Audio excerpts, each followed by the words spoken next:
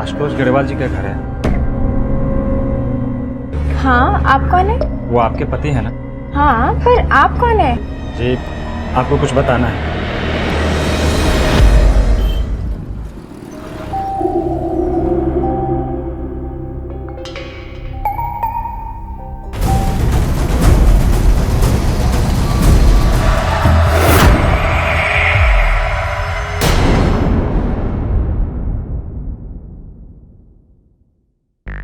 रोजमर्रा की जिंदगी में हम कई लड़ाइयां लड़ते हैं, कभी दुनिया से, कभी अपनों से, कभी हादसों से, तो कभी हालात से।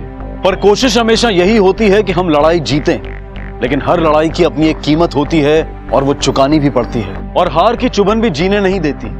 लेकिन इन लड़ाइयों में सबसे मुश्किल लड़ाई होती है अपने आप से, अपने विवेक से, अपनी अंतरात्मा से। जिंदगी में अक्सर हमारे सामने दो रास्ते होते हैं, हम एक को चुनते हैं, लेकिन ये कैसे पता चलेगा कि जो रास्ता हमने चुना है वो सही है या गलत? सर, ये मेरी मंगेतर सायरा की फोटो है। अचानक से लापता हो गई सर। कुछ दिन पहले ही हमारी सगाई हुई थी। आखिरी बार कब बात हुई थी आपकी सायरा से? सर, 1 महीने पहले, जब वो अपनी कजिन सिस्टर की शादी में जा रही थी। उसने कहा था कि कुछ दिनों में लौट आएगी, पर अभी तक उसका कुछ पता नहीं है। मैंने कई बार उसका मोबाइल ट्राई किया, पर वो भी स्विच ऑफ आ रहा है। और सर, जानबूझकर वो कभी अपनी क्लास नहीं मिस करती थी। क्लास? कौन सी क्लास? सर, मेरा एक छोटा सा sales and marketing training institute है। सर, मुझे पूरा शक है कि ये सारा किया करा है उसके माँ बाप का ही है। मुझे डर है कि उसके माँ बाप ने सायरा के साथ जरूर कुछ किया है। सर, आप प्लीज कुछ कीजिए। क्यों? सायरा के माँ बाप को तुम्हारा रिश्ता मंजूर नहीं था? एक्चुअली सर, हमारा इंटर रिलीजियस रिलेशनशिप है। उसके घर वाले कभी नहीं चाहते थे कि हमारी शादी हो। सर, फोटो के पीछे उसके घर का एड्रेस है। आप प्लीज एक बार चेक करिए सर। जरूर उसके माँ बाप ने उसे घर में कैद करके रखा होगा। आप एक बार सर देखिए प्लीज। सायरा? कौन सायरा साहब? मेरी बेटी?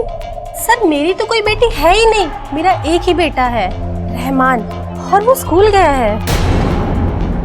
क्या बात कर रही हैं आप? मैंने खुद सायरा को यहीं ड्रॉप किया था और मैंने खुद सायरा को इस औरत से बात करते हुए देखा था।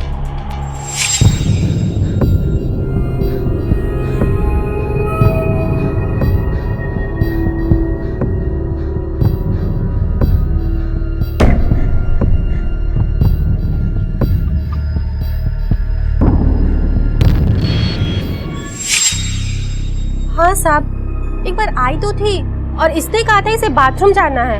मैंने इसे घर के अंदर ले लिया, पर नाम तो मैंने नहीं पूछा साहब। पर थी वो यही लड़की साहब। देखा, मैंने तो तुम्हें पहले ही कहा था, झूठी है वो, झूठ बोल रही है तुमसे। लेकिन तुम हो कि मेरी बात पे तो भरोसा करते ही नहीं हो। नहीं मिली ना आखिरकार वो तुम्हें। माँ प्लीज। शांतनु, तुम अपनी माँ को तो चुप करवा सकते हो, लेकिन इस बात से इनकार नहीं कर सकते कि सायरा तुमसे झूठ बोल रही थी। पर वो झूठ क्यों बोलेगी सर? अब इसका जवाब तो वही देगी। एक बात बताओ, तुम सायरा से पहली बार कहाँ मिले थे? दिसंबर महीने में सर, जब पहली बार वो मेरी ट्रेनिंग इंस्टीट्यूट में आई थी। जब पहली बार देखा था उसे, तभी उस पर नजर रुक सी गई थी। कुछ तो बात थी उसमें। वो सारी लड़कियों से लगती सर।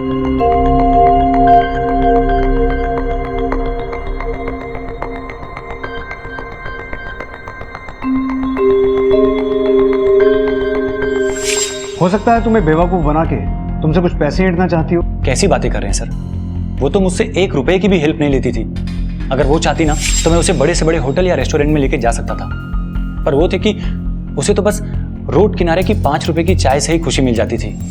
सर, सायरा एक सुलझी हुई बहुत ही सीधी सादी लड़की है। मुझे डर है कि जरूर उसके साथ कुछ ना कुछ गलत हुआ है। ठीक है, हम इन्वेस्टिगेट करते हैं। कुछ पता चलेगा तो आपको इन्फॉर्म करेंगे। सर, अगर लड़की सचमुच इतनी सीधी सादी है और उसने पैसे के लिए शांतनु को नहीं फंसाया, तो उसने झूठ क्यों बोला और अचानक गायब कहाँ हो गई? कहाँ हो सकती वो?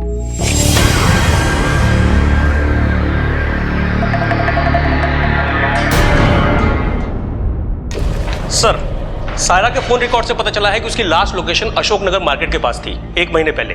वो रोज वहां जाती थी। हो सकता है आसपास ही कहीं रहती हो। चलो चेक करते हैं। तो पूरे एरिया में सर्च करो।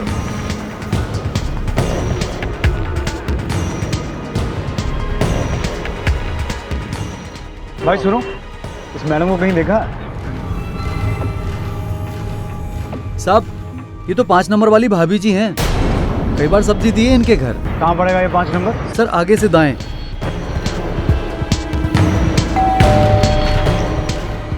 जी साहब।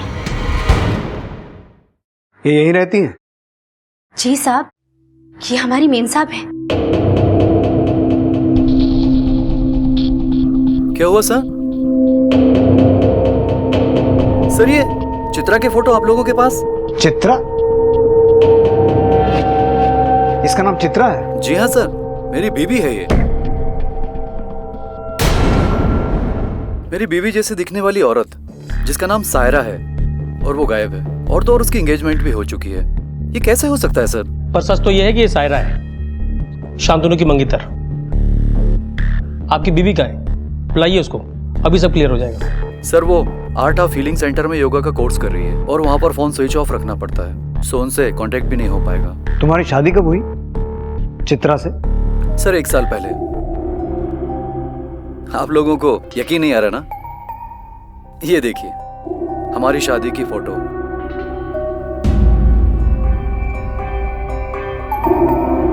सर मैं झूठ नहीं बोल रहा हूँ, जिस लड़की की आप तलाश कर रहे हैं वो कोई और है। सर अगर आपको चित्रा से मिलना है तो आप हीलिंग सेंटर में जाकर मिल लीजिए, वो आपको वहीं मिलेगी।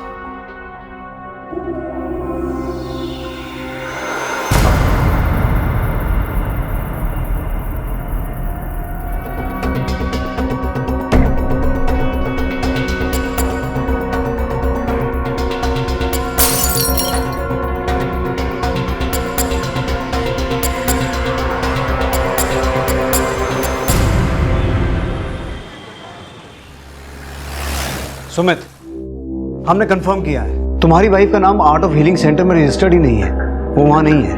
तुम्हारी वाइफ चित्रा के पेरेंट्स कहाँ हैं? कहीं वो बिना बताए मायके तो नहीं चली गई? सर उसका इस दुनिया में कोई नहीं है, वो अनाथ है। तुम्हारी पहली बार मुलाकात कहाँ हुई थी चित्रा से?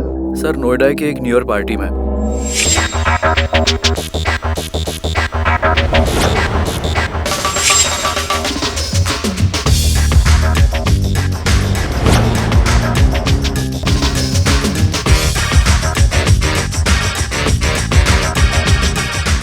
सर जब उस लड़की को देखा तो उससे नजर हट ही नहीं रही थी। ऐसा लगा कि जिंदगी अपने उफान पे है। सर वो लड़की बिल्कुल अलग थी सब लड़कियों से। शांतनु का भी यही कहना है सायरा के बारे में। सर सायरा कोई और लड़की होगी, वो मेरी चित्रा नहीं है, क्योंकि मेरी चित्रा ऐसी हो ही नहीं सकती। वो मुझसे झूठ बोलकर किसी से रिलेशन बना ही नहीं सकती सर, क्योंकि वो मुझसे बहुत प्यार करती है। और सर मुझे लग रहा है कि मेरी चित्रा किसी मुसीबत में है। सर प्लीज प्लीज आप कुछ करिए सर ढूंढिए आप उसे प्लीज। लगता है इस लड़की ने दोनों को उल्लू बनाया है। और मजे की बात यह है गौतम कि इन दोनों लड़कों पर उस लड़की का ऐसा जादू है कि उसके खिलाफ कुछ भी सुनने को तैयार नहीं। एक काम करो, चित्रा के फोन रिकॉर्ड्स निकालो। सायरा की लास्ट नोन लोकेशन अशोकनगर थी, देखते हैं उस वक्त चित्रा कहां थी। तुम्हारी चित्रा और तुम्हारी सायरा, ये हैं दोनों के फोन रिकॉर्ड्स। और लोकेशन ट्रेस करने के बाद ये पता चला है कि पिछले 4 महीनों से दोनों के नंबर्स एक ही लोकेशन पर साथ साथ रहते थे। खोलो इसे। 13 जनवरी, लोकेशन सिविल लाइंस, शांतनु तुम्हारा घर, और वहां से दोनों नंबर्स एक साथ अशोकनगर जाते थे। इसका मतलब है दोनों नंबर्स एक ही इंसान के पास थे। चित्रा और सायरा एक ही इंसान है। आपको एक गुड न्यूज़ देनी है, और वो ये है कि 1 महीने का टारगेट हमने टाइम से पहले ही अचीव कर लिया है। और ये सब कुछ हुआ है हमारी नई सेल्स गर्ल बुलबुल श्रीवास्तव की वजह से।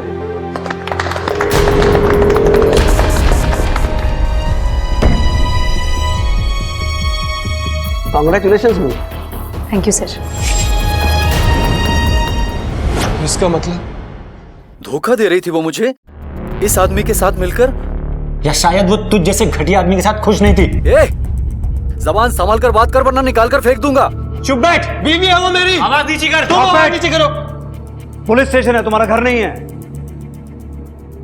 जा सकते हो दोनों।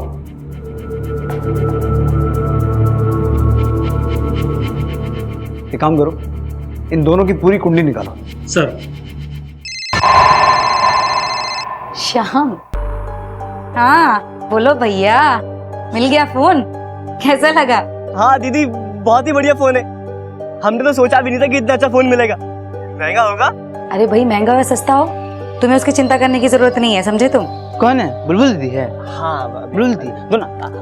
एक मिनट रुक। हेलो। हाँ बुलबुल दीदी, हमको भी नया फोन चाहिए।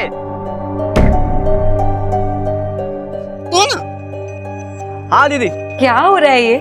कौन है? लाखा है? हाँ वो लखा था। क्या कह रहा है ये? अरे वो फोन मांग रहा था हमारा।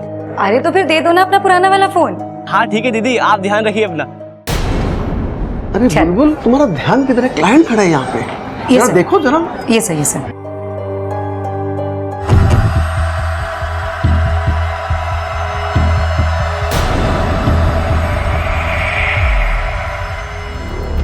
सर शांतनु सच बोल रहा था, उसके बारे में किसी ने भी कुछ गलत नहीं बोला। और Sumit?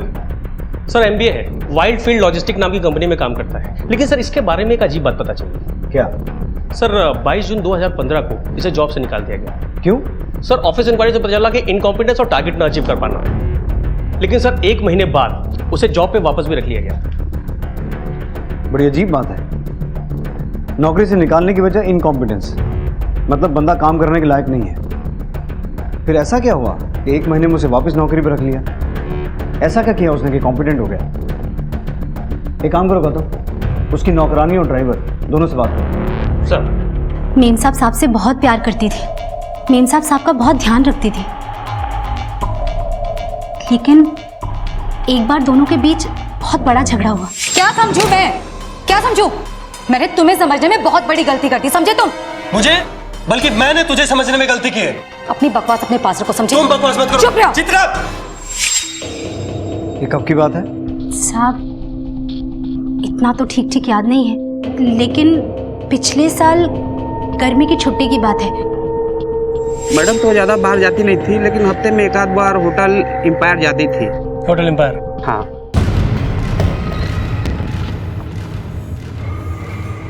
Okay, I'll call you back.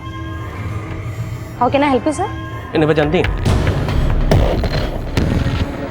हाँ सर, ये मिसेस खन्ना है, रूम 203 रेडी कर दिया।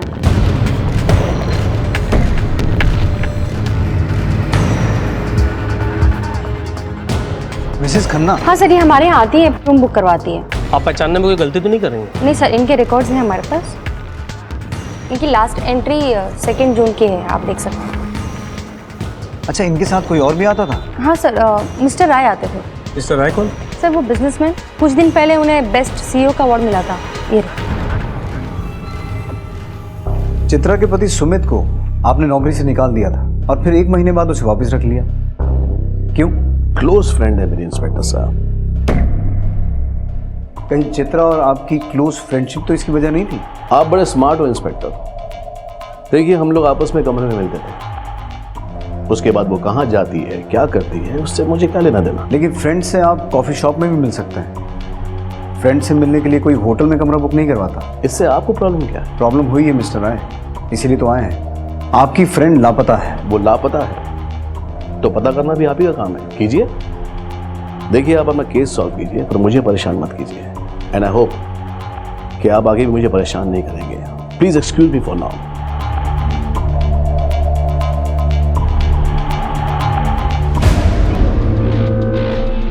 ये आदमी पहुंचा हुआ है, जाहिर सी बात है इसके कनेक्शन भी होंगे, ये इतनी आसानी से नहीं बोलेगा। लेकिन एक बात पक्का है कि इसका चित्रा के साथ अफेयर तो था। सर क्या सुमित को पता होगा इस बारे में? ऐसा भी हो सकता है कि सुमित को पहले से ही सब कुछ पता हो और उसकी नौकरी जाने के बाद चित्रा ने आनंद के साथ अफेयर शुरू किया हो ताकि उसके पति की नौकरी वापस आ जाए। हो सकता है सुमित को पता चलने के बाद उसने गुस्से में चित्रा को मार दिया हो। होने को तो कुछ भी हो सकता है। इस केस की अगली कड़ी सुमित के घर से ही मिलेगी। सर मुझे क्या पता क्या करती थी वो, यहाँ तक कि उसने मेरी आंखों में भी धूल झोंकी, मुझे भी धोखा दिया है सर। मेरे साथ चित्रा, शांतनु के साथ सायरा और मेरे बॉस के साथ मिसेस खन्ना बनकर, और न जाने कितनों के साथ क्या क्या करती होगी वो। सुनो, यहाँ आओ। जी साहब। डरो मत, जो कहना चाहती हो कहो। वो साहब, मैं उस दिन अपना डब्बा ले जाना भूल गई थी और जब डब्बा लेने वापस आई तो देखा। चीयर्स। चीयर्स। अरे पियो पियो पियो।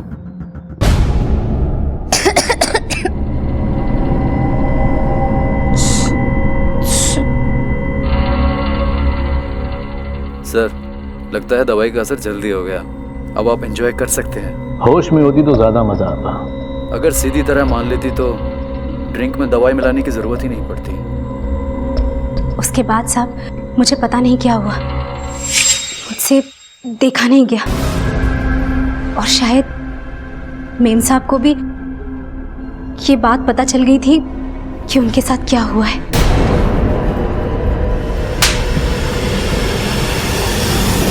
बोल बताता हूँ मैं क्या करता सर।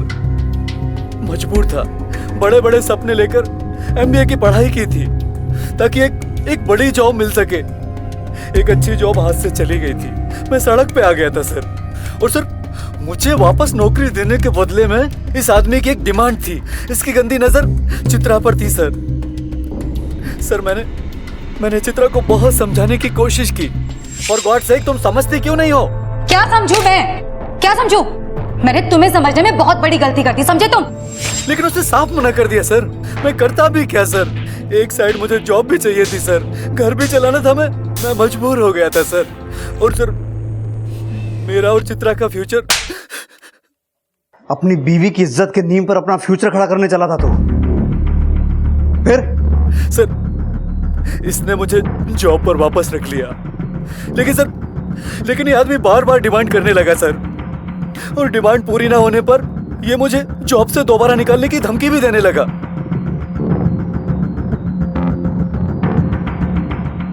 चल अब तू बोल। चित्रा पर मेरा दिल लगा था इंस्पेक्टर। मैंने अपनी पोजीशन का थोड़ा सा फायदा उठाया। अब कहाँ है चित्रा? या अब उसे कहीं आगे भेज दिया? नहीं सर, मैंने उसे कहीं नहीं भेजा है। और मुझे इसके बारे में कुछ नहीं पता। Gautam, CEO of the year साहब की अच्छे से खातिरदारी करो। इस सुमित की भी मरम्मत करो जब तक ये दोनों ये नहीं बताते कि चित्रा कहाँ है। सर अनंत और सुमित बार बार यही दोहरा रहे हैं कि उन्होंने कुछ नहीं किया चित्रा के साथ। क्या तो झूठ बोल रहे हैं या वाकई उन्हें नहीं पता कि वो गई कहाँ?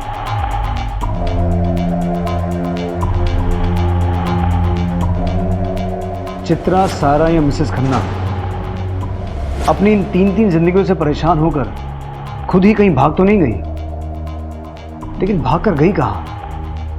अपने घर परिवार वालों के पास। लेकिन इसका घर है कहाँ?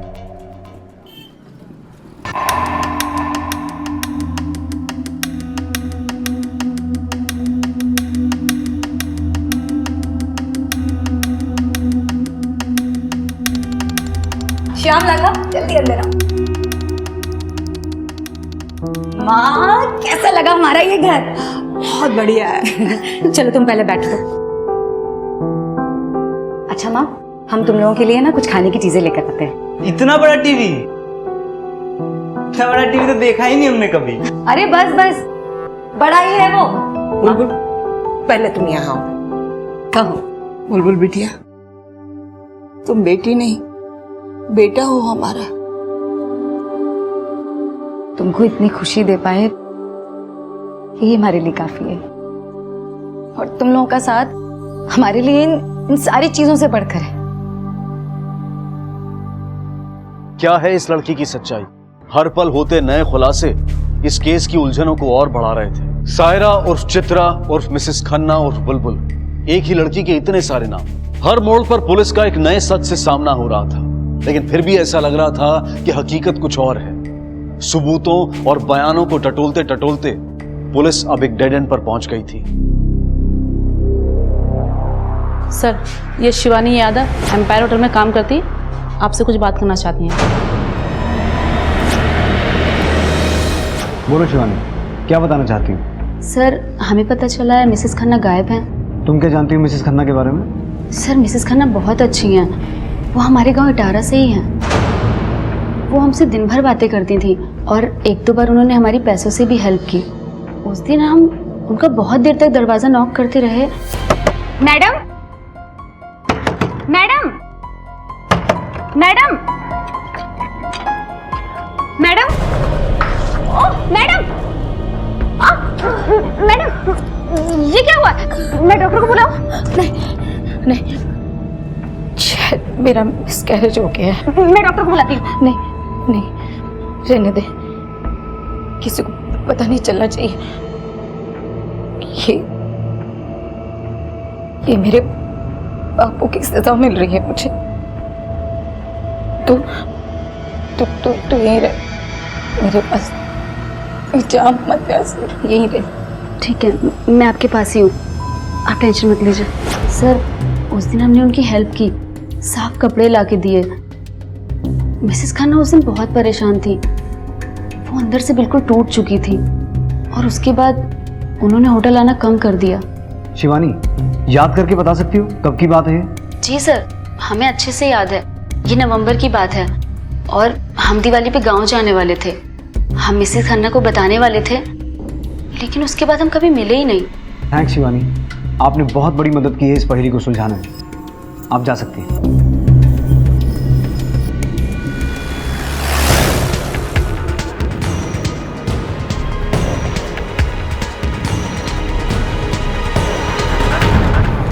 ये तो मेरी बहन बुलबुल है।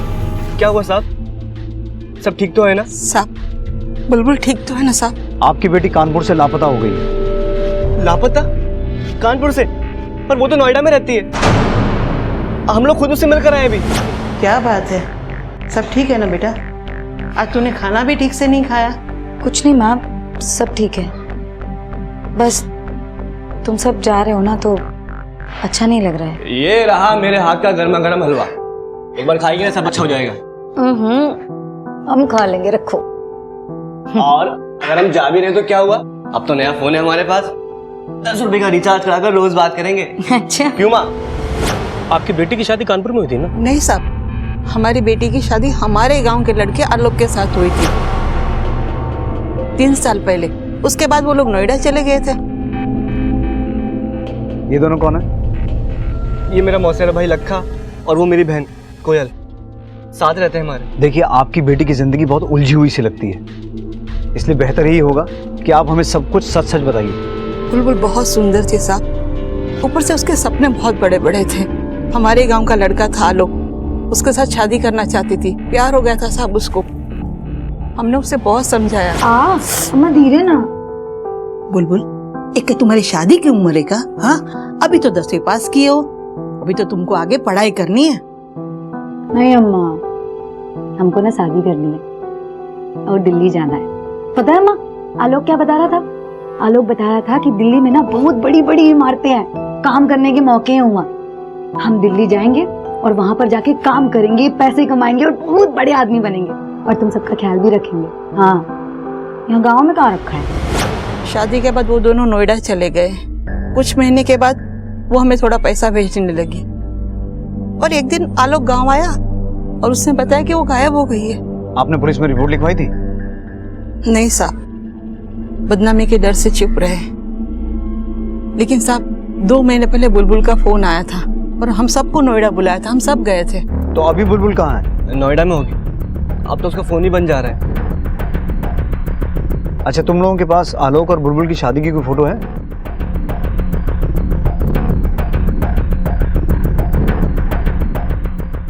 गौतम, नोएडा पुलिस को इन्फॉर्म करो। सब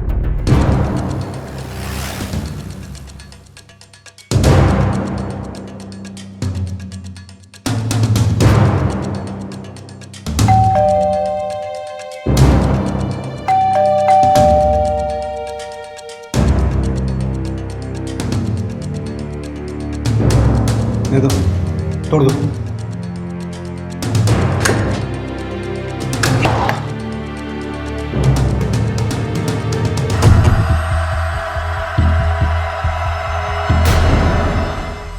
सर, किसी ने चाकू मार के हत्या की है।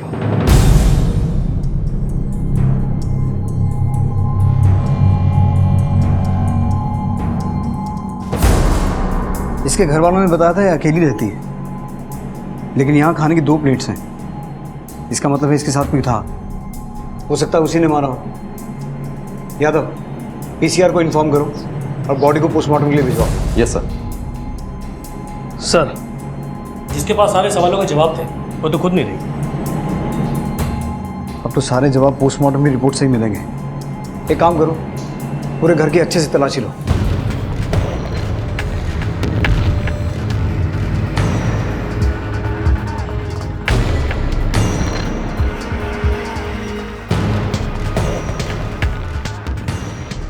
सर ये बिल मिला है।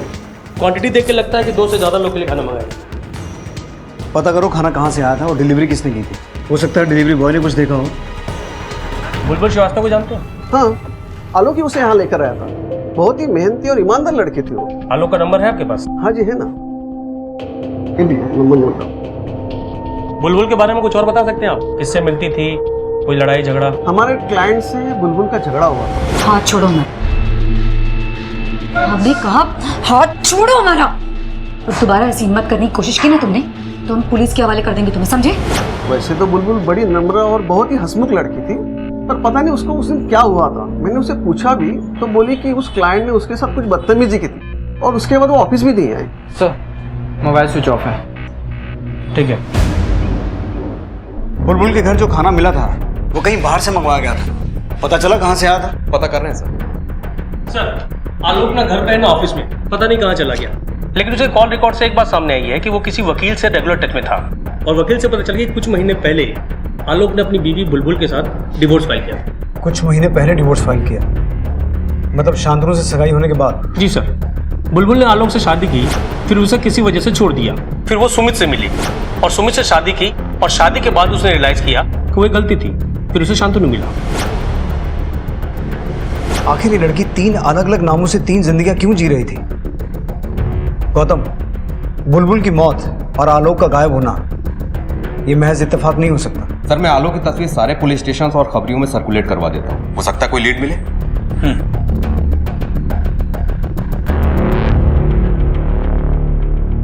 सर एक बड़ी खबर है।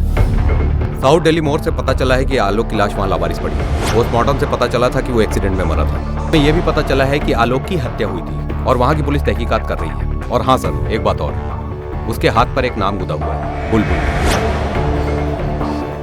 17 जून, मतलब बुलबुल की मौत से 3 दिन पहले। मुझे ये महज एक्सीडेंट नहीं लगता। सर फोन रिकॉर्ड के हिसाब से वो उस एरिया में पहली बार गया था और वहाँ पे काफी वक्त तक था। पता लगाते हैं वहाँ करने क्या गया था। निशांत, तुम तब तक उस डिलीवरी बॉय को ट्रैक करते रहो। सर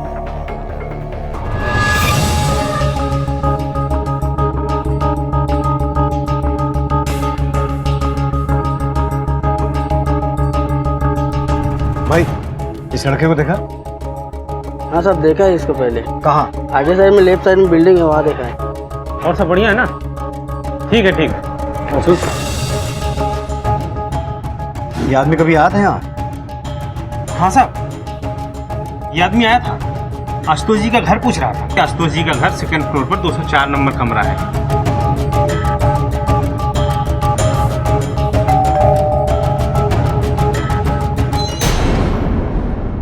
जी पुलिस, ये आदमी कभी यहाँ आया था? ये आपको कुछ बताना है? मुझे इस बारे में कोई बात नहीं करनी है। बात तो करनी पड़ेगी मैडम, इस आदमी का मर्डर हो गया है।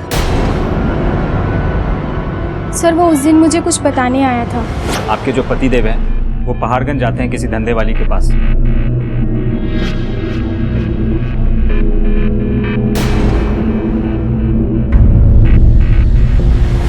उन्हें समझाइए कि अपनी हद में रहें वरना बहुत बुरा होगा उनके साथ।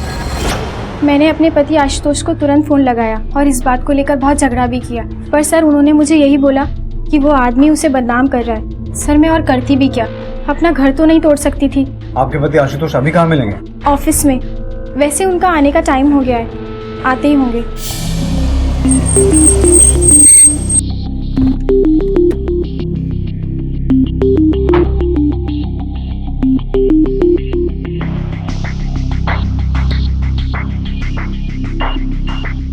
आशुतोष जी। पुलिस। उसे मेरी बीवी को नहीं बताना चाहिए था। गुस्सा आ गया था मुझे, उड़ा दिया साले को। आलोक को कैसे पता चला तेरा ये राज? सर उसकी बीवी धंधे वाली थी, उसे कैसे पता नहीं चलता? बुलबुल धंधा करती थी? हाँ, पहाड़गंज में फेमस थी वो। मैं अक्सर उसके घर जाया करता था, लेकिन अचानक गायब हो गई वो।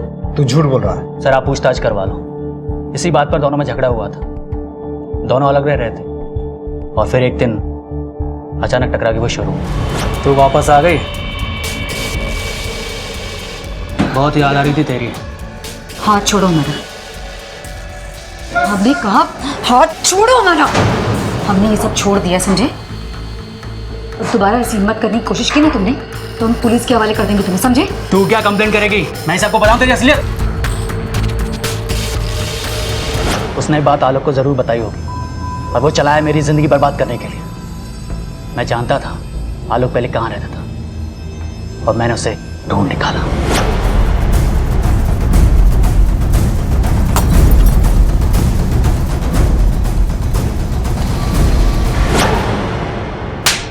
और फिर तूने बुलबुल को भी मार दिया। नहीं साहब,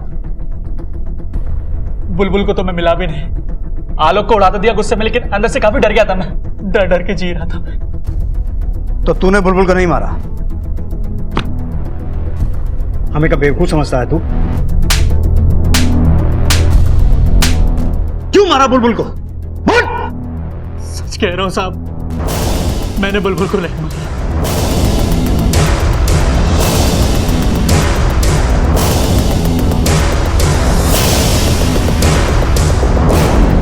आलोक मर्डर केस तो सॉल्व हो गया, पर बुलबुल को किसने मारा? कहीं ये बुलबुल एक चौथी जिंदगी तो नहीं जी रही थी? आशुतोष ने बताया कि वो एक प्रोस्टिट्यूट भी थी और आलोक ये बात पहले से जानता था। जब उसे आशुतोष की धमकी के बारे में पता चला तो वो सीधा उसके घर गया। हेलो, ठीक है सर। कानपुर से शांतनु का फोन था। उसकी माँ हमें बुलबुल के बारे में कुछ बताना चाहती है।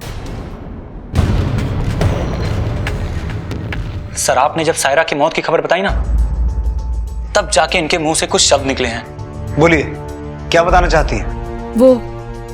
वो सायरा हमारे घर पर आई थी और शांतनु को अपनी पिछली जिंदगी के बारे में कुछ बताना चाहती थी, लेकिन शांतनु घर पर नहीं था और मैंने उसे कहा कि तुम मुझे ही सब कुछ सच सच बता दो। और सायरा ने अपनी पिछली जिंदगी के बारे में मुझे सब कुछ सच सच बता दिया था। माँ जी, आज मैं आपसे अपनी असलियत बताना चाहती हूँ। नहीं जानती उसके बाद आप और शांतनु मुझसे नफरत करेंगे या मुझसे हमदर्दी जताएंगे। माँ जी, आप लोग मुझे सायरा के नाम से जानते हैं, लेकिन मेरा असली नाम सायरा नहीं है, बुलबुल श्रीवास्तव है। इटारा गांव की रहने वाली हूँ मैं। एक छोटे से शहर में बड़े बड़े सपने लेकर जी रही थी। तभी मुझे मिला वहाँ आलोक। कच्ची उम्र थी, प्यार हो गया, शादी कर ली हमने और हम नोएडा आ गए। सोचा था बड़े शहर में जाकर अपने बड़े बड़े सपने पूरे करूंगी, लेकिन गरीबी ने यहाँ भी हमारा पीछा नहीं छोड़ा। वो कहते हैं ना माँ जी, जब जीना मुश्किल हो जाता है तब ये प्यार व्यार सब जहर लगने लगता है। ऐसा ही हुआ कुछ मेरे और आलोक के रिश्ते में। फिर एक दिन मेरी जिंदगी में ऐसा मोड़ आया जिसने मेरी जिंदगी का रुख ही बदल दिया। नमस्ते। नमस्ते नमस्ते। क्या हुआ जी? 3 महीने हो गए, किराया नहीं दिया अभी तक? जी, वो भी घर पर नहीं है, आते होंगे, जैसे आएंगे हम बता देंगे उनको। वो घर पे नहीं है ना? कोई बात नहीं। अरे तुम तो घर पे हो। मैंने पहली बार मर्द की दरिंदगी का अनुभव लिया माँ जी।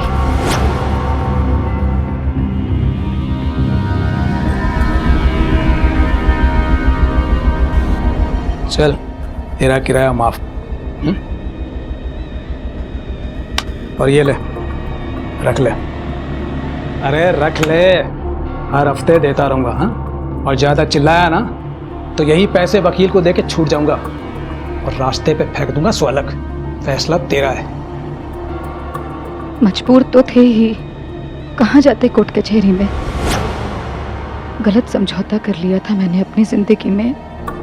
मुझे ये राह पैसे कमाने के लिए सबसे सीधी और आसान लगने लगी। उस समय मैं एक पेशेवर वैश्या बन चुकी थी। मेरी 2 शादियां हो चुकी। सुमित से शादी इसलिए की कि लाइफ संभल जाएगी, मगर सुमित से शादी मेरी जिंदगी की दूसरी बड़ी गलती थी। सर, लगता है दवाई का असर जल्दी हो गया। अब आप एंजॉय कर सकते हैं। उसने तो जैसे मुझे धंधे पर ही बैठा दिया था। अपने बॉस को भेजने लगा था मेरे पास, और उसके बाद मेरी जिंदगी में आया आपका बेटा। मेरी 2 शादियां हो चुकी हैं। सुमित से शादी मेरी जिंदगी की दूसरी बड़ी गलती थी।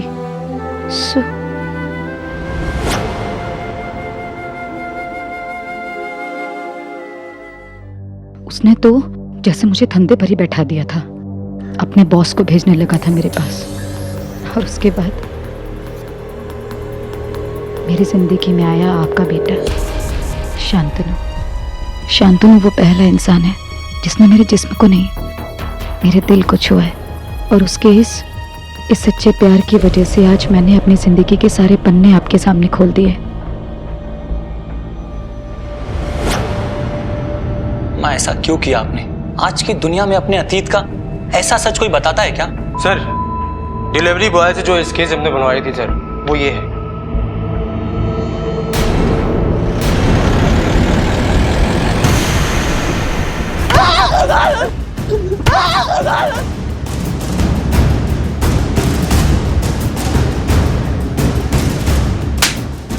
बोल, क्यों मारा बुलबुल को? ये मेरा मौसेरा भाई लखा। हाँ बुलबुल दीदी, हाँ हमको भी नया फोन चाहिए, दो ना। सर, हमारे मन में लालच आ गया था। बुलबुल दीदी श्याम भैया को नया मोबाइल फोन खरीद के दी थी, हमको भी खाली वैसा मोबाइल फोन चाहिए था। बुलबुल दीदी शहर में नया घर ली थी, बहुत बड़ा घर था, सुंदर था। हमको लगा कि बुलबुल दीदी के पास बहुत पैसा होगा। हम गांव में श्याम भैया को बोल दिए कि हम अम्मा से मिलने के लिए जा रहे हैं, लेकिन हम वहाँ पे अपने दोस्त के साथ बुलबुल दीदी के घर नोएडा चले गए। बुलबुल दीदी, आप हमको 2 लाख रुपए दे दीजिए। मजाक कर रहे हो क्या? इतना पैसा कहाँ से देंगे तुमको? नहीं, मजाक नहीं कर रहे हैं। बुलबुल दीदी, आपके पास इतना पैसा है ही, तो हम सोचे कि आप हमको थोड़ा सा दे देंगे तो उससे कोई फर्क तो पड़ नहीं जाएगा, है ना? हमको आपके बारे में सब पता है, आप इतना रुपया कहाँ से लाए। हम लखा हैं, श्याम नहीं। हमको आपके धंधे के बारे में सब पता है। लखा, उठो और निकलो यहाँ से। ऐसे तो नहीं जाएंगे, रुपया तो लेके जाएंगे। निकल यहाँ से, दोबारा मत आना यहाँ, सब जा। ऐसे नहीं जाएंगे। हमको पैसा चाहिए, या तो जिंदा और नहीं तो मार के निकाल लेंगे।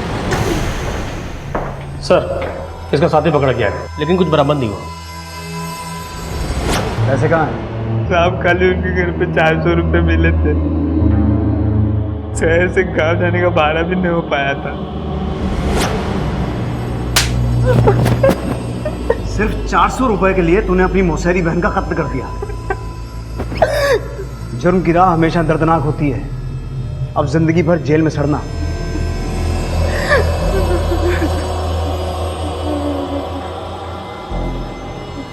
छोटे छोटे गांव और कस्बों से लोग शहर आते हैं कई सपने लिए। सपना एक बेहतर जिंदगी का, सुख का, समृद्धि का। लेकिन शहर कई बार अजगर बनकर निगल जाता है ऐसे मासूम लोगों को। बुलबुल के साथ भी कुछ ऐसा ही हुआ। उसके सपनों से सच की दूरी ने उससे एक समझौता करवाया, और फिर उसकी जिंदगी ही एक समझौता बनकर रह गई। लेकिन बुलबुल जीने की राह ढूंढने के लिए नया नाम, नई पहचान लेकर कोशिश करती रही। पर सिर्फ नाम बदलने से हालात नहीं बदलते, नसीब नहीं बदलता। लेकिन जब तक इस बात का एहसास बुलबुल को हुआ, तब तक बहुत देर हो चुकी थी। अपने आप से जूझते जूझते ना तो वो अपने सपने पूरे कर पाई और ना ही सुकून की जिंदगी जी पाई। इसलिए यह बेहद जरूरी है कि हम अपने ख्वाबों को सच करने की जद्दोजहद में इतने भी मशगूल ना हो जाएं कि हमारी अपनी पहचान ही खो जाए।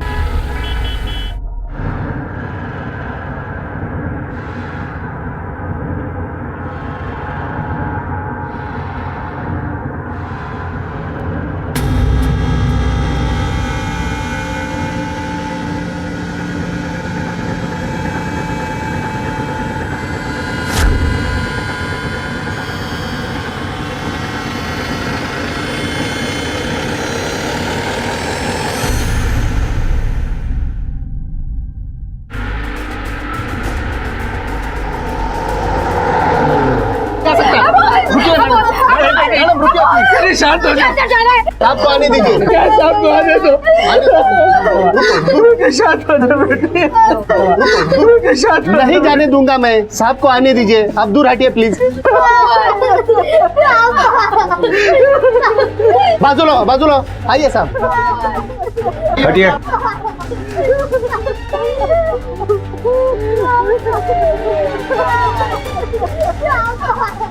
बॉडी किसने कवर की?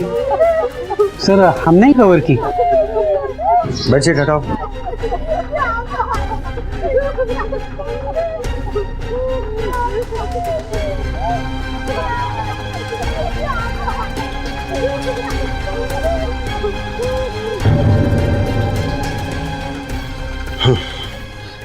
ये उसी सीरियल किलर वायरमैन का काम है। इस बार भी मर्डर करके उसने अपना हथियार वायर यहीं छोड़ दिया, जो उसका पैटर्न मार्क है। सर, ये मर्डर उसी वायरमैन ने किया है। मर्डर करने का तरीका सेम है। उसने मर्डर गला घोट के किया है और वायर वहीं पे छोड़ दिया है। मैं सबके स्टेटमेंट ले लेता हूँ और सारे एविडेंस कलेक्ट कर लेता हूँ। उसके बाद इस फाइल को क्राइम ब्रांच को सौंप दूंगा मैं। ठीक है सर? ओके। अमोल रुकिए। अरे मेरा बेटा है, मुझे जाने दो। आप नहीं जा सकते। क्या हुआ उसे?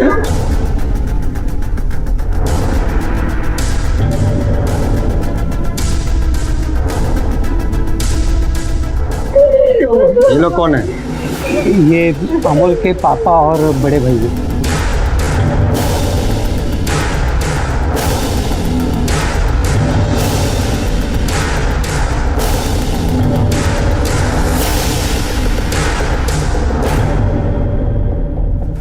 ये मर्डर उसी वायरमैन ने किया है। इस तरीके से उसने एक नहीं 7 खून किए हैं और आपके बेटे का नंबर 7वां था। उससे पहले भी वो पुणे, सतारा और कोल्हापुर में मर्डर कर चुका है। लेकिन इंस्पेक्टर साहब, आप मुझे क्यों गिनवा रहे थे? हाँ, मैं क्या करूंगा इसका? आप मुझे अपना फोन नंबर दीजिएगा, मैं आपको फोन से बात करूंगा। मेरा नंबर लेकर आपको कोई फायदा नहीं होगा। वैसे भी ये केस हमारे पास नहीं, क्राइम ब्रांच के पास जाएगा। एक बार इस केस की फाइल हम उन्हें सौंप देते हैं, फिर आप उनसे बातचीत कीजिए।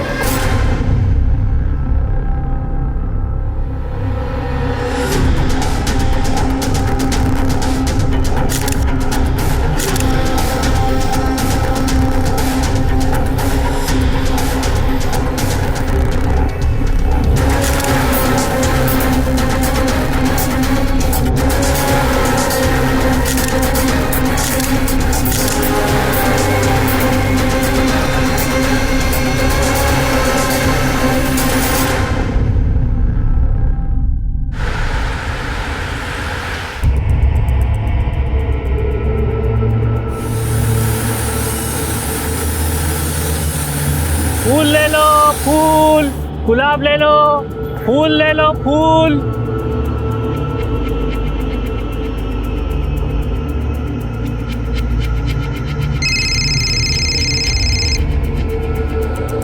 हाँ बोलो, क्या खबर है? साहब, खबर एकदम पक्की है। वो इधर ही 7 नंबर की खोली में है। नजर रखना, हम आ रहे हैं।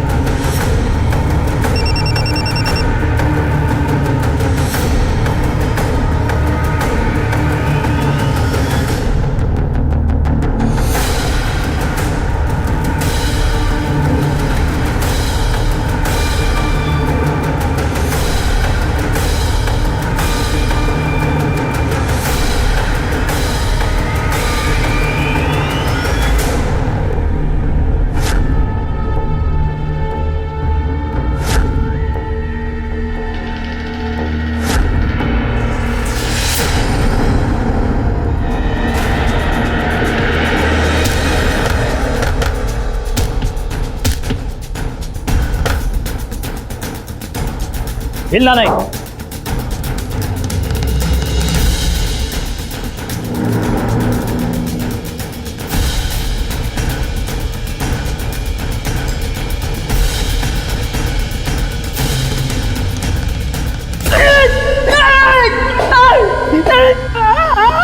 सर, मुथुराजन ने कबूल कर लिया है कि सारे खून उसने किए, सिवाय इसके।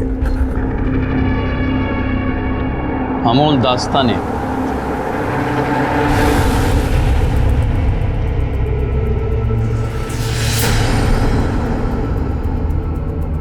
नाइक इस कत्ल के पीछे जो भी है बहुत शातिर है।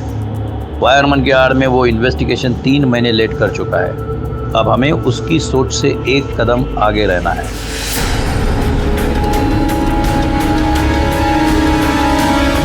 मुथुराजन एक साइको किलर जो एक लंबे अरसे से वायर से अनजान लोगों का गला घोटकर हत्याओं को अंजाम दे रहा था, वो पकड़ा गया।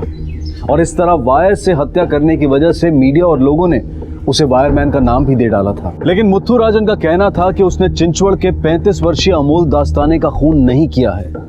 तो फिर कौन था अमोल का कातिल? मुथुराजन या फिर कोई और जो मुथुराजन की आड़ में अपने जुर्म को छुपाने की कोशिश कर रहा था? अमोल की हत्या का केस 3 महीने पुराना था, जिसकी छानबीन क्राइम ब्रांच ने नए सिरे से शुरू की।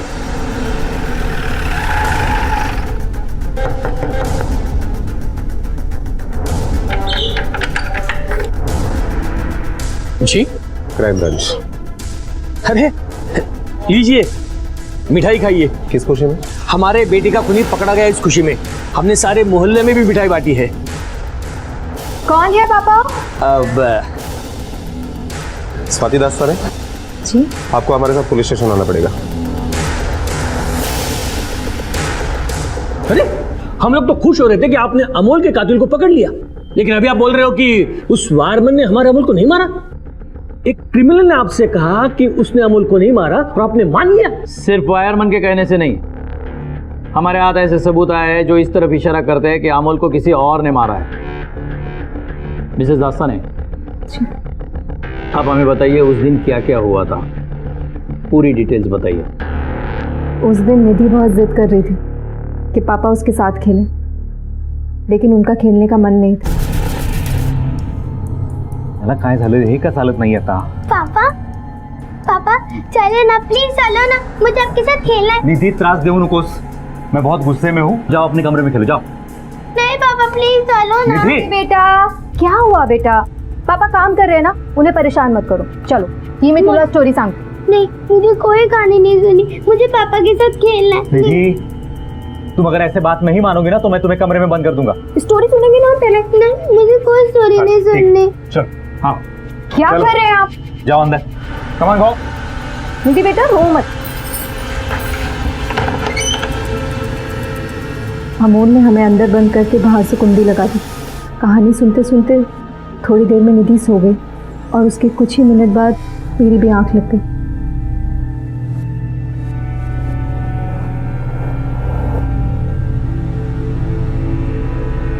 लगभग 3 बजे के आसपास मेरी आंख खुली। मैं उठ के दरवाजे की तरफ गई तो देखा दरवाज़ा अभी भी बाहर से बंद। मुझे लगा शायद अमोल दरवाज़ा खोलना भूल गए। मैंने बहुत आवाज़ दी लेकिन दरवाज़ा नहीं खुला। बहुत देर कोशिश करने के बाद जब दरवाज़ा नहीं खुला तो शोर से निधि की भी आँख खुल गई। फिर हम दोनों ने खिड़की से आवाज़ लगाना शुरू किया कि शायद कोई मदद के लिए आ जाए। तभी वहाँ से जोशी जी गुजर रहे थे। Mummy mummy, Joshi uncle. अरे निधि बेटा। जोशी अंकल, पापा ने मुझे और मम्मा को रूम के अंदर बंद कर दिया। मतलब अनिल जोशी। बेटा तुम कहानी सुनते सुनते सो गई थी। Tawde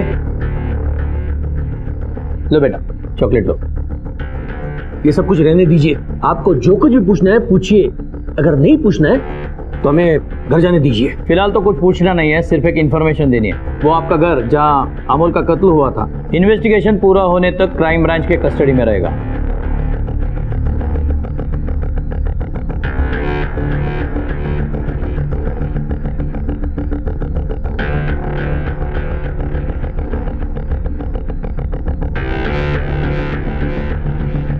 thank you.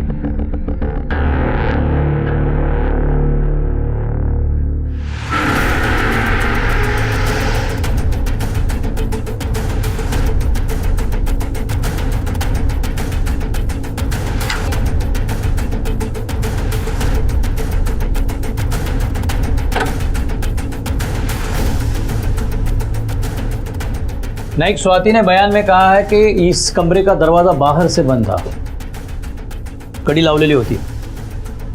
नाइक, तुम्हें 3 साल पुराना वो पुणे का ढोले पाटिल रोड का केस याद है? एक औरत ने अपने पति का मर्डर करके खुद को बाथरूम में बंद किया था रस्सी फांस कर, कड़ी लगाकर। सर लेकिन इस केस में ये पॉसिबल नहीं है, क्योंकि पोस्टमार्टम रिपोर्ट के मुताबिक अमोल के गले के ऊपर जो वायर के निशान पाए गए हैं वो ऊपर से नीचे तक आए हैं। अमोल की हाइट लगभग 6 फीट की थी, मतलब कातिल उससे 3 या 4 इंच छोटा रहा होगा, लगभग 5 फीट 8 इंच 9 इंच के आसपास। और दूसरी बात सर, स्वाति को अकेले को पॉसिबल नहीं है, क्योंकि अमोल अच्छा खासा हट्टा कट्टा था, स्वाति को अकेले को कंट्रोल करना मुश्किल था। और बच्ची ने भी अपनी स्टेटमेंट में यही कहा है कि अमोल ने खुद ने बाहर से दरवाजा लगाया था। लोकल पुलिस ने जो यहाँ के पड़ोसियों के बयान लिए, उसमें भी पड़ोसियों ने यही कहा था कि किसी ने भी किसी को ना आते देखा ना जाते देखा। लेकिन कोई तो आया है और मर्डर करके यहाँ से भाग गया है और हमें वायरमैन केस की तरफ गुमराह कर रहा है। शायद वो जानता नहीं कि उसने गलत डिपार्टमेंट से पंगा लिया है।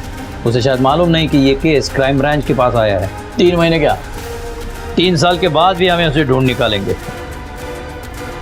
नहीं, 3 महीने पीछे जाना हमारे लिए जितना मुश्किल है उतना ही मुश्किल उनके याददाश्त के लिए भी है जिन्होंने बयान दिया है।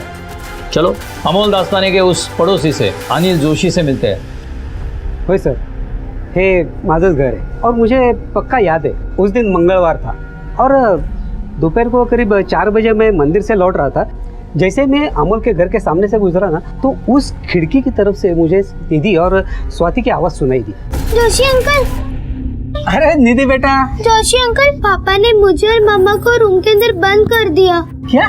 जोशी जी, अमोल हमें अंदर बंद करके पता नहीं कहाँ चले गए। तुम्ही त्यांना फोन करा ना, मेरा फोन भी बाहर है, नहीं तो मैं खुद कर लेती। हाँ, मैं करतो फोन। घंटी तो बज रही है लेकिन उठा नहीं रहा। मैं सामने से देखता हूँ। लेकिन फोन घर में ही बजा, उसने फोन नहीं उठाया, तो मैंने स्वाति के पापा को फोन किया। हेलो पवार साहब, और वो 5-10 मिनट में आ पहुंचे यहाँ। 5 या 10? मतलब उन्हें आने में 5-10 मिनट लगे।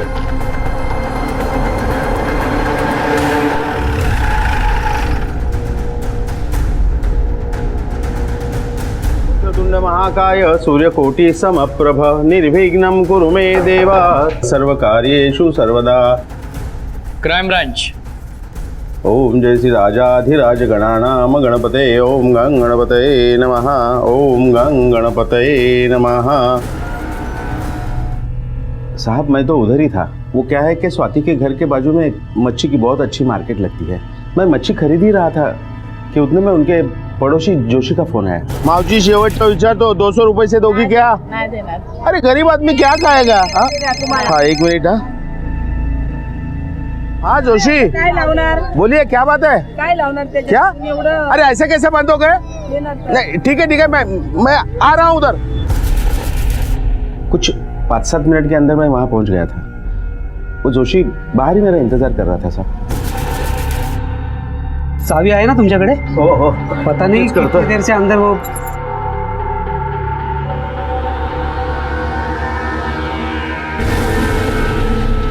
अमोल, अमोल, ये क्या हुआ है? स्वाति और निधि अंदर है। स्वाति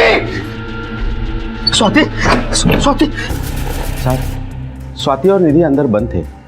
मैंने ही जाके बाहर से वो कड़ी खोली थी। मिस्टर पवार, आपको क्या लगता है किसने मारा होगा अमोल दास्ताने को? मुझे नहीं पता सर। तब जब पुलिस ने कहा था कि वायरमैन ने मारा तो मुझे लगा उसे नहीं मारा, लेकिन अब आप कह रहे कि उसने नहीं मारा।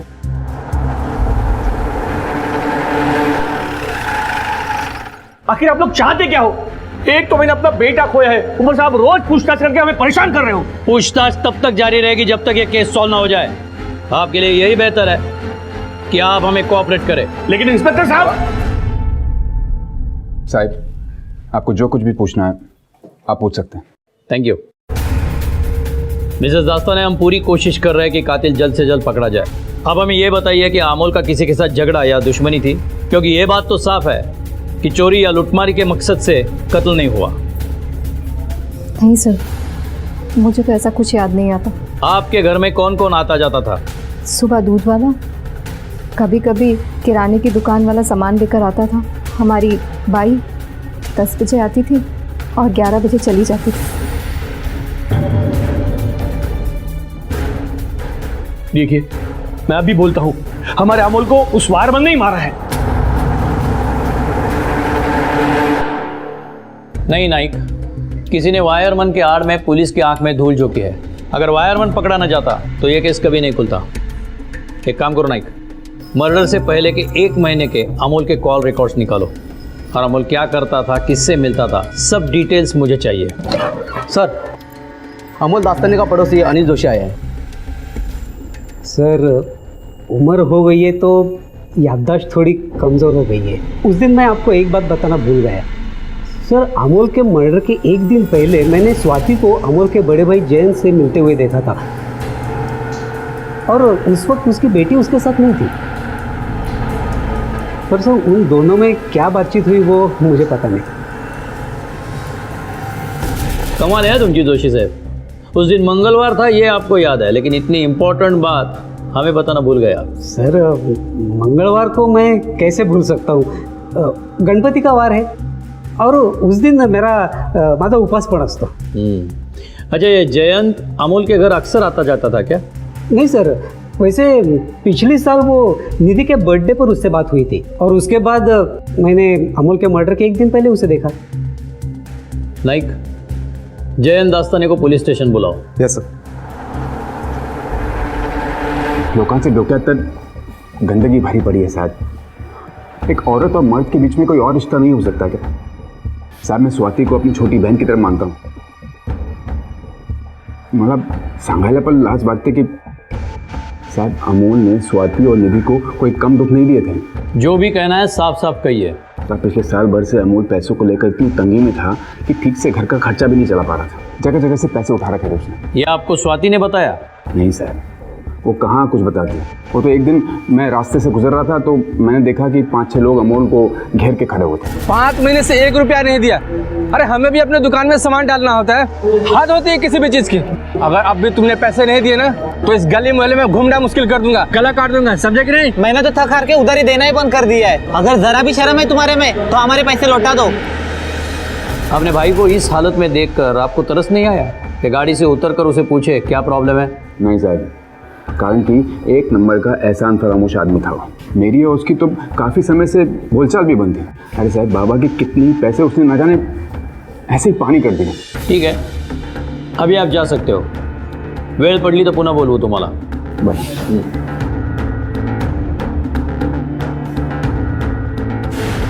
नहीं, हो सकता है कि जयंत ये भाई बहन का नाटक कर रहा हो, क्योंकि जोशी के मुताबिक दोनों अकेले में मिले थे, निधि तक साथ में नहीं थी। और एक बात मुझे अजीब लग रही है कि अमोल के मौत के बाद स्वाति अपने माँ बाप के घर नहीं ससुराल रह रही है। हाँ सर, क्योंकि अक्सर ऐसे सिचुएशन में ससुराल वाले लड़की को उसके मायके में छोड़कर आते हैं। एक काम करो नाइक, स्वाति के ससुराल वालों का कच्चा चिट्ठा निकालो, खास करके उसके जेठ का, जयंत दास्ताने का। Okay sir.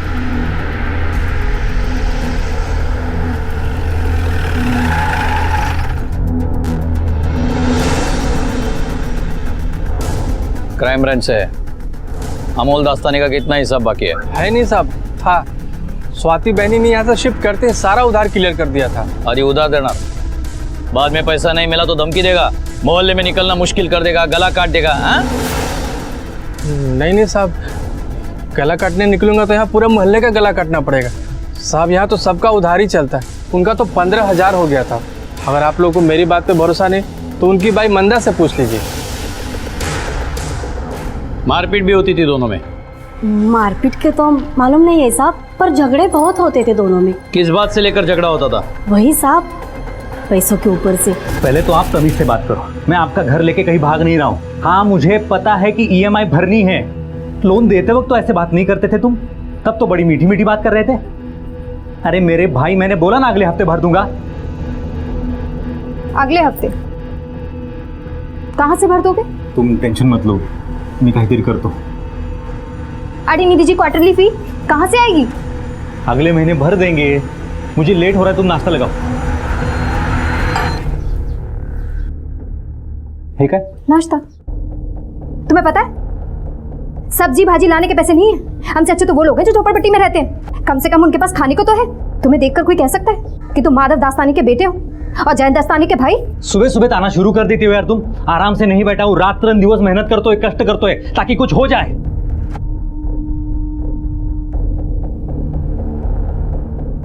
मेम साहब, वो बर्तन धोने का साबुन खत्म हो गया है। और हाँ, वो सिंक का पानी ही नहीं जा रहा है। मैंने बहुत कोशिश की लेकिन लगता है नली जाम हो गया है। प्लम्बरला बोलावंच लागेल। दोनों एक दूसरे को बहुत सुनाते थे साहब, बहुत ही। मेम साहब के पापा ने तो अमोल साहब को समझाने की कोशिश भी की थी। देखो बेटा, मेरी बात मान लो, भूखा मरने से तो अच्छा है कि तुम अपने बाबा से कुछ मदद ले लो। त्यांच्याकडून मागून घ्या ना तुम्हें पैसे, उनके पास तो बहुत सारी दौलत है। मुझे आपकी सलाह की कोई जरूरत नहीं है, और अगर आपको अपनी बेटी की इतनी चिंता हो रही है ना, तर तुम्ही तिला तुमच्या बरोबर घेऊन जाऊ शकता हो। मेरी हालत ठीक हो जाएगी ना तो मैं खुद उसे लेने आऊंगा। ठीक है, अभी तुम जा सकते हो, लेकिन जरूरत पड़े तो फिर से बुला लेंगे। ठीक है साहब। नाइक, इस औरत पे नजर रखना, बहुत तेज औरत है। जो नहीं पूछा वो भी बताया, या तो जानबूझ के बताया हो या फिर झूठ बोल रही हो। लेकिन एक बात गौर करने जैसी है, सब ने हमें अमोल के पैसों की तंगी के बारे में बताया, सिवाय स्वाति के। पैसों की बहुत तंगी चल रही थी। काफ़ी सारे लोगों के पैसे तो पापा और जयंत भाऊ ने चुका दिए थे, पर पिछले 1 महीने तक हमीद मुर्तज़ा नाम का आदमी परेशान कर रहा था उन पैसों के लिए जो अमोल ने उससे उधार लिए थे।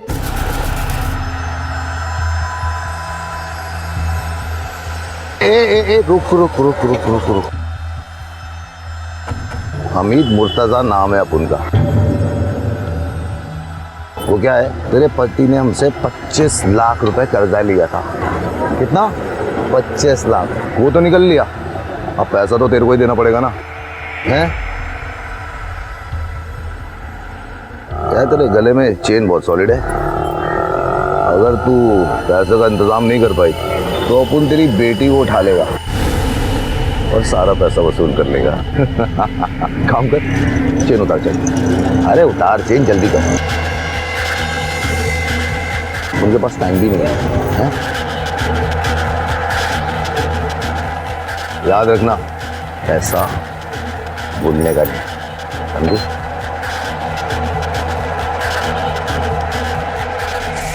आपने ये बात पहले क्यों नहीं बताई? साहब, हमीद मुर्तजा ने निधि को उठाने की धमकी दी थी। अम्मी घाबड़ लो, इसलिए बाबा को बिना बताए मुर्तजा को मैंने प्रॉमिस किया था कि मैं धीरे धीरे उसका कर्जा चुका दूंगा। अब तक तो मैं 5 लाख दे भी चुका हूँ। अब वो स्वाति को परेशान नहीं करता सर, लेकिन सारी ज़िंदगी मुझे ये गिल्ट रहेगा कि मेरे पास इतने पैसे थे कि मैं आसानी से अमोल के सारे कर्जे चुका सकता था। बाबा की नहीं सुन के अगर मैंने अमोल के कर्जे चुकाए होते तो आज वो जिंदा होता साहब। काहे को इतना मारा साहब आपने? जिसका 25 लाख का नुकसान होना वो थोड़ी सी वसूली करेगा तो क्या बुरा किया साहब? साहब आप ही सोचो ना, जिसके पास मेरा पैसा फंसा हो उसको मैं काहे को मारेगा साहब, और क्या मिलेगा मेरे को? सर, जब से जयंत ने अपन को पैसा देने का प्रॉमिस किया, मैं भाभी माना साहब मैंने स्वाति को। अब सब धंधे वाला आदमी है, पैसा देगा तो उनको थोड़ी टेंशन तो होना मांगता है ना साहब। मतलब साहब, अमूल का तो हमने हिस्ट्री सब कुछ निकाल डाला और मालूम चला साहब कि उसका बाप और भाई का मस्त धंधा चल रहा है, और वो भी पूना में। साहब, अपन अमूल को बोला भी कि अपना पैसा वापस करने का, और या फिर अपने बाप से पैसा लेके मेरे को देने का। पता चला कि दोनों बाप बेटे में कुछ ठीक नहीं चल रहा। उसके बाप ने तो साहब उसको घर से भी निकाल दिया, और उसने तो साहब पल्ला झाड़ लिया कि पैसे ना देने पड़े। सब गर्दन अकड़ गई।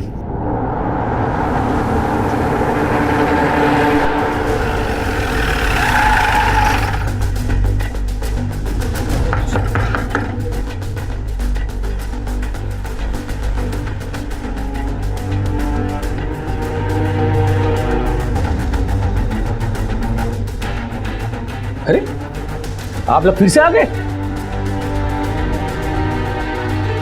आप लोग अपने अपने कमरे में जाइए, हमें सिर्फ इनसे बात करनी है। अरे लेकिन इन्हें भी अंदर भेज रहे हैं आप। जाइए।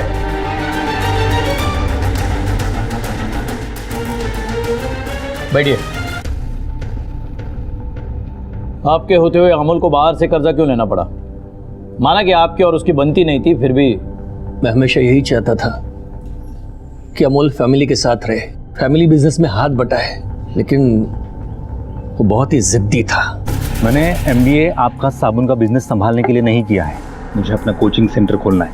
अमोल जरा सोच, अगर तू अपनी पढ़ाई का इस्तेमाल हमारे साबुन के बिजनेस के लिए करेगा तो हमारा मार्केट बढ़ सकता है। मैंने इतना पैसा फूका है तेरी पढ़ाई पे, तुझ पे। पापा, एहसान जताने की कोई जरूरत नहीं है। एहसान? मैं तुम्हें एहसान जताने की कोशिश कर रहा हूँ? और क्या कर रहे हो आप? जब मेरे पास पैसे आएंगे ना, तुमसा एक एक रुपए परत करेंगे। आपका लाला वाला बिजनेस नहीं करना है मुझे। एहसान फरामोश। उसके बाद वो स्वाति को लेकर अलग रहने लगा, लेकिन मैंने हमेशा अपने बाप का फर्ज अदा किया, कभी मुंह नहीं मोड़ा, हमेशा उसकी मदद की। 1 मिनट रुकिए, मैं आपको कुछ दिखाता हूं।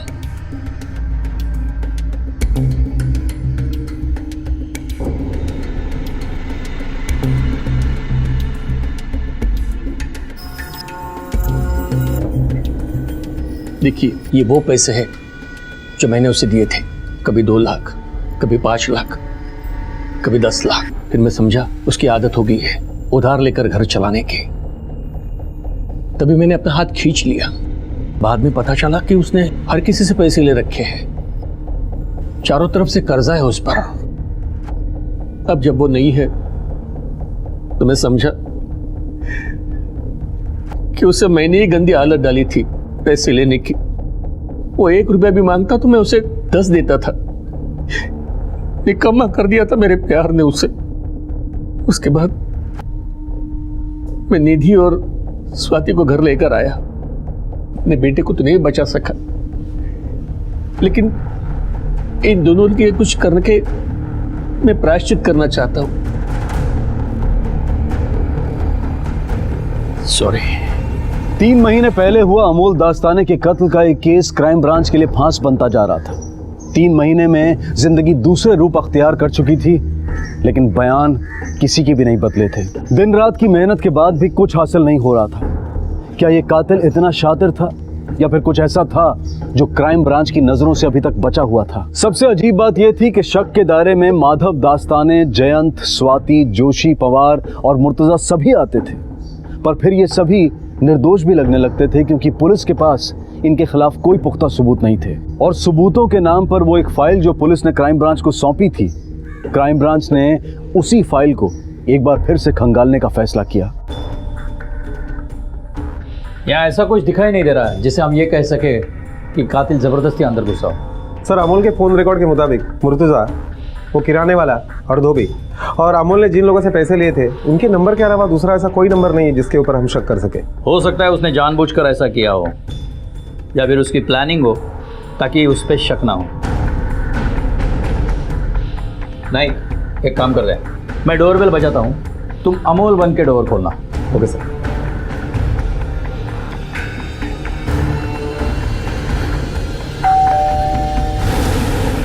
अगर अनजान आदमी होता तो अमोल उसे अंदर नहीं आने देता, दरवाजे से ही बाहर भेजता, लेकिन अमोल ने उसे अंदर आने दिया। इसका मतलब अमोल उसे जानता था। जो भी हो, अमोल उसे अच्छी तरह पहचानता होगा, क्योंकि इंसान उसी की तरफ पीट करता है जिस पे उसे पूरी तरह भरोसा होता है। सर, अमोल की बॉडी यहाँ मिली, मेन डोर से काफ़ी दूर। जाहिर है अमोल आगे आया होगा, और जो भी आया है अंदर, उसने पीछे से वायर से उसका गला घोटा होगा। फोटो देना।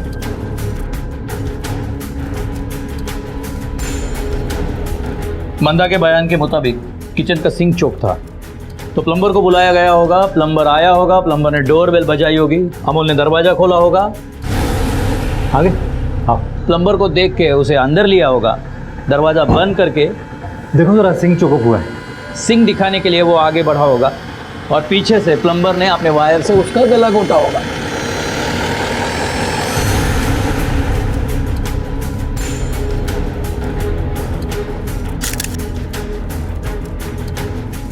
फोटो में यहाँ आयरन किए हुए कपड़े पड़े हैं। मैं डायरी लेके आता हूँ, उसमें लिख देना कितने कपड़े हैं। दरअसल किसी भी घर में धोबी अंदर आ जाता है, हॉल में बैठ जाता है और कपड़े निकालता है, क्योंकि भरोसा और जान पहचान दोनों होती है। यहाँ भी ऐसे ही हुआ होगा, कपड़े निकाले होंगे, रख दिए होंगे यहाँ, क्योंकि उतना भरोसा और जान पहचान तो होती है। अमोल उठकर पैसे देने के लिए जैसे ही मुड़ा होगा, धोबी ने पीछे से आकर अपने वायर से उसका गला घोटा होगा।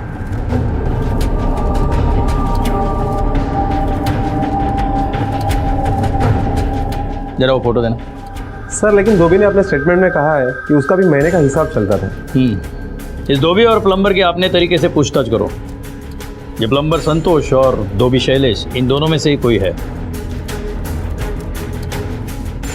नहीं, ये क्या है? सर ये वेफर है, वेफर के खाली पैकेट है, उस कमरे में मिले थे। चल बता, ये था?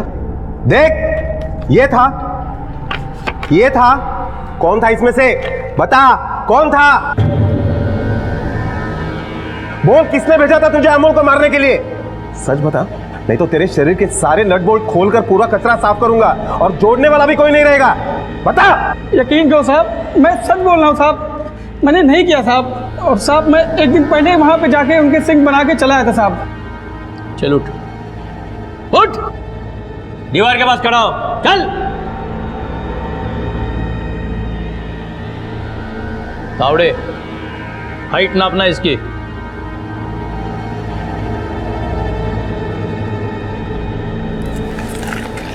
Sir 5.8 inch. चल जा, जा। सुन, शहर से भागना नहीं।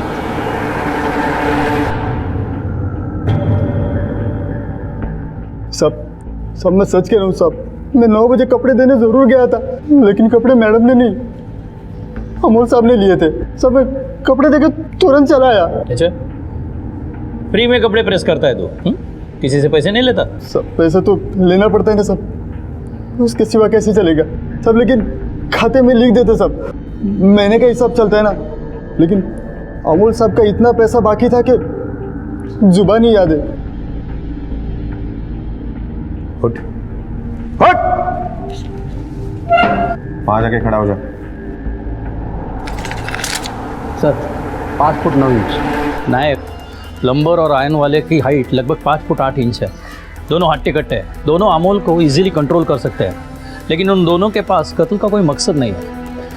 3 महीने पहले उनके जो हालात थे वही अभी है, कोई बदलाव नहीं हुआ। हाँ, हालात में बदलाव आया है तो एक के, स्वाति के। सर, तलाक के बारे में बात करने के लिए स्वाति वकील से मिली थी कुछ 4 महीना पहले।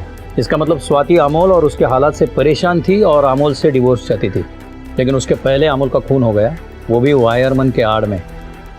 और जब खून हो रहा था तब स्वाति और उसकी बेटी कमरे में बंद थे। नाइक, इस केस में और भी कुछ है जो एक इंसान हमें बता सकता है, लेकिन हमें उसे अकेले में मिलना चाहिए। ये लो बेटा चिप्स, हमने आपके लिए लाए। आपको पसंद है ना? हमने फोटोग्राफ में देखा आपके कमरे में बहुत से पैकेट पड़े थे। मुझे नहीं खाना, पापा को पसंद नहीं था कि मैं ये खाऊं। क्यों? मुझे खाने से गले में दुखता है। तो फिर उस दिन आपने कैसे खाया जब आप और आपकी मम्मी कमरे में बंद थे? मैंने नहीं खाया, मुझे एलर्जी है इससे।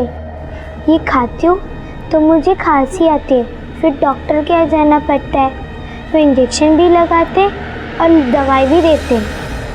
ये आप कौन से वेफर्स के बारे में बात कर रहे हैं? मुझे तो कुछ समझ में नहीं आ रहा। 1 मिनट, ये देखिए, अब आपके समझ में आएगा। ये वही वेफर्स के पैकेट है जो उस दिन, मर्डर के दिन, निधि के कमरे में मिले थे।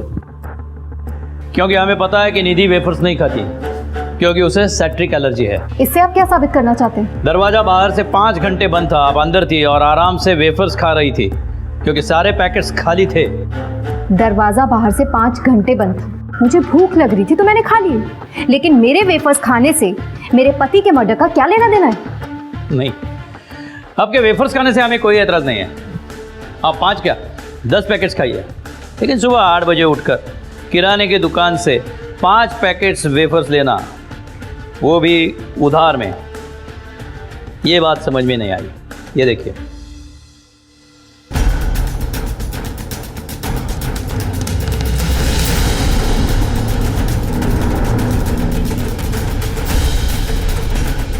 और हमारे पास वो किराना वाले की नोटबुक भी है जिसमें आपके 5 पैकेट्स का हिसाब भी लिखा है। 24 जून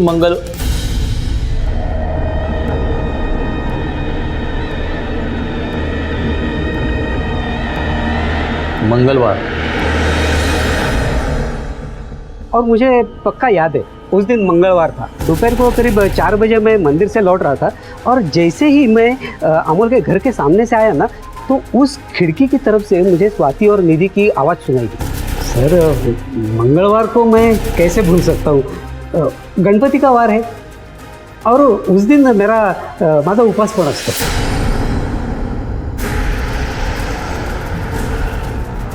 आप काफी धार्मिक आदमी लगते हैं, नियम कायदे पालने वाले, फिर भी मंगलवार को भी मछली खाना नहीं भूलते। मैं मच्छी खरीद ही रहा था कि उतने में उनके पड़ोसी जोशी का फोन आया।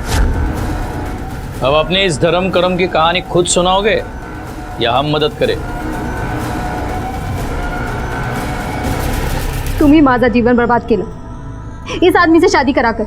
ना खुद कुछ कमाता है ना अपने बाप से कुछ लेता है। मैं और मेरी बेटी भिखारियों की तरह जी रहे हैं। मैं इस नर्क में और नहीं जी सकती। ठीक है बेटी, देख मैं मानता हूं कि मुझसे बड़ी गलती हो गई है, लेकिन तू शांत तो हो जा। देख, बड़ा घर देख के ही मैंने तेरी शादी करा दी थी, क्या पता ऐसे होगा। लेकिन अब तू क्या चाहती है? देख, तू जो भी फैसला लेगी ना, उसमें मैं तुम्हारा साथ दूंगा। हाँ, तू अगर तलाक लेना चाहती है तो ले ले। तुम वकील के पास गई थी, लेकिन तुमने तलाक नहीं लिया, क्योंकि उसके बाद तुम्हें अपने बाप के पास वापस जाना पड़ता और हालात बद से बदतर बन जाते। फिर तुमने सोचा अमोल को अगर ठिकाने लगा दिया तो पूरी जिंदगी अपने ससुराल आराम से रह पाओगी, है ना? हाँ, क्योंकि मैं अपनी और अपनी बेटी की जिंदगी अच्छी चाहती थी। भूख प्यास से रोते तरसते हुए नहीं जी सकती थी। चैन भाव के परिवार की तरह हम नहीं रह सकते थे उस घर में, लेकिन उसमें बस एक ही अड़चन थी, अमोल। और उसके बाद तुमने अपने इस लालच में अपने बाप को घसीट लिया। तो क्या करती? बस वही थे जो मेरा दर्द समझ सकते थे। ये बता, ये क्या है? हम इसका तरीका अपनाएंगे, किसी को भी हम पर शक नहीं होगा।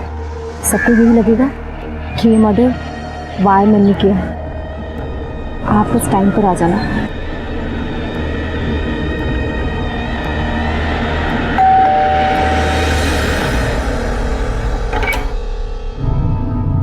आइए।